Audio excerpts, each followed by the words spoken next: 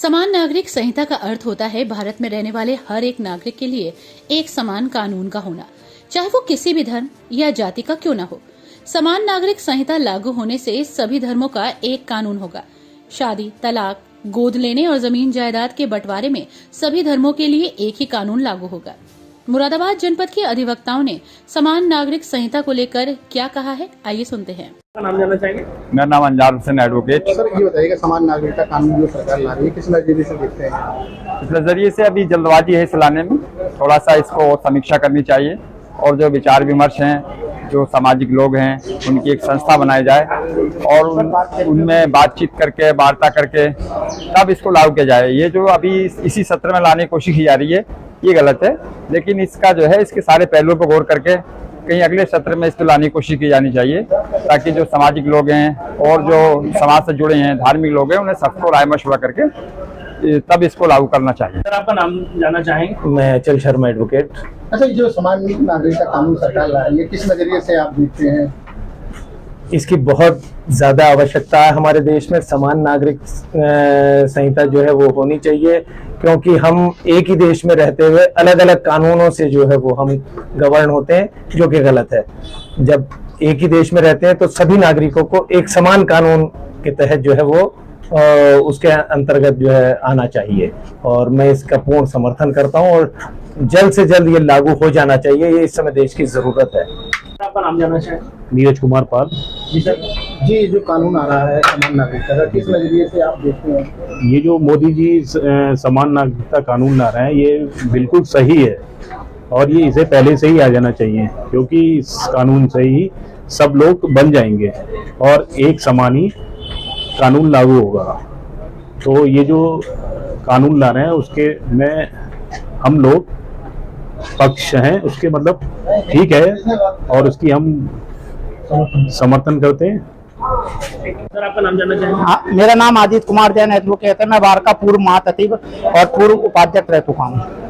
ये बताइएगा, समान नागरिकता कानून सरकार ला रही है किस नजरिए से देखते हैं? सरकार जो समान नागरिकता कानून यूडीटी का जो प्रचार कर रहा है उसको हम अच्छे नजरिए से देखते हैं। हमारे लिए तो हाँ है, क्योंकि उससे पूरे देश के अंदर जैसे 494 है आज, तो वो हिंदुओं के लिए अलग है, मुसलमानों के लिए अलग है। मुसलमान बहुविवाह कर सकते हैं, हिंदू नहीं दूसरा विवाह कर सकते हैं। तो कानून में जैसे IPC के अंदर सब धाराओं में समानता दी गई है, वैसे ही पूरे देश में भी हर कानून के लिए समानता होनी चाहिए। इसलिए हम जो भी आदेश आएगा उसके लिए हम तहे दिल से स्वागत करते हैं और इसका सरकार के प्रति हम धन्यवाद भी अर्पित करते हैं।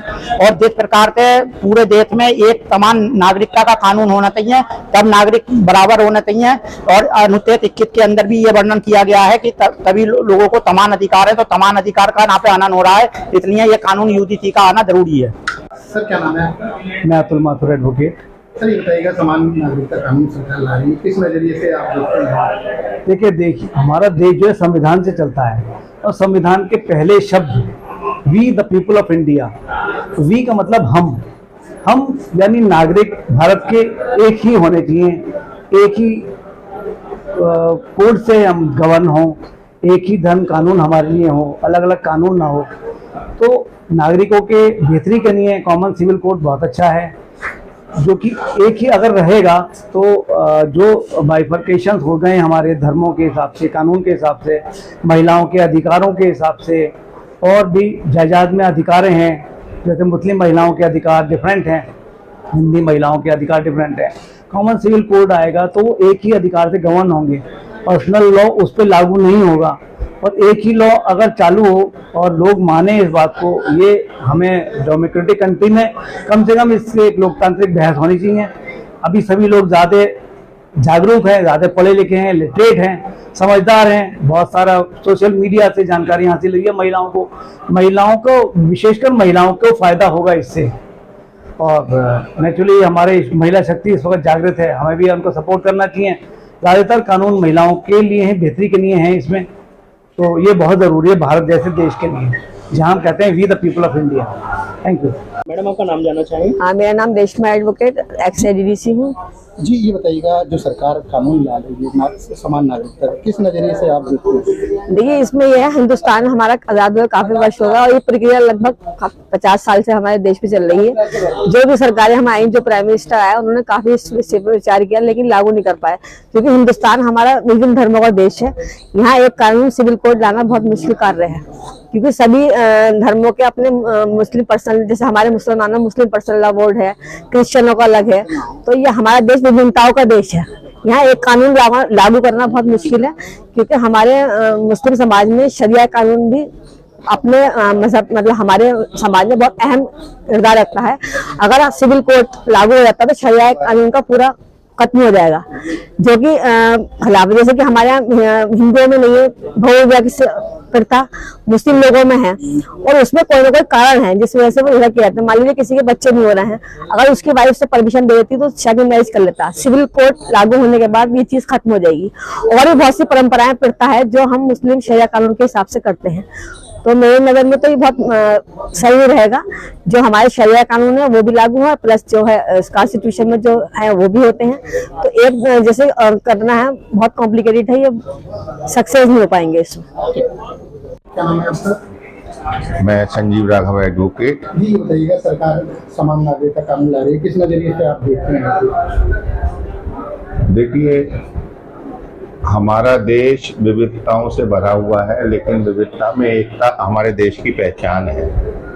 और कॉमन सिविल कोड जिसके लिए आजकल चर्चा चल रही है हर तरफ, तो वो इसलिए भी आवश्यक है इस देश के लिए कि क्योंकि जो भारत का संविधान है, उस भारत के संविधान में सभी नागरिकों को समान अधिकार दिए हुए हैं। इसलिए समान आचार संहिता हो सारे नागरिकों के लिए। कॉमन सिविल कोड इसलिए भी बहुत ज़रूरी हो जाता है कि जो अनुच्छेद है संविधान में, समानता का अधिकार जो दिया हुआ है, एक समान अधिकार की जो है हर व्यक्ति न्यायपालिका के समक्ष एक समान है, चाहे वो गरीब है अमीर है। तो प्रत्येक व्यक्ति को जो वंचित है या जो अभी गरीबों की श्रेणी में है या शोषित है, उसके लिए समान आचार संहिता लागू होना, कॉमन सिविल कोड लागू होना बहुत आवश्यक है। जीवन में हम अगर एक सूत्र में बंधे रहना चाहते हैं, जैसा कि पिछले दिनों हमने देखा, तो ये हमारे देश के लिए और हर नागरिक के लिए कॉमन सिविल कोड हो, सब जो है एक ही संविधान से गवर्न हो और संवैधानिक व्यवस्था पूरी तरह लागू हो इस देश में। अब हम तेजी से चूंकि विकसित राष्ट्र की ओर बढ़ रहे हैं और ऐसी संभावना भी प्रकट की जाती है कि 1-2 साल में हम उन सभी चीज़ों को पूरा कर लेंगे जो एक विकसित राष्ट्र के लिए आवश्यक है।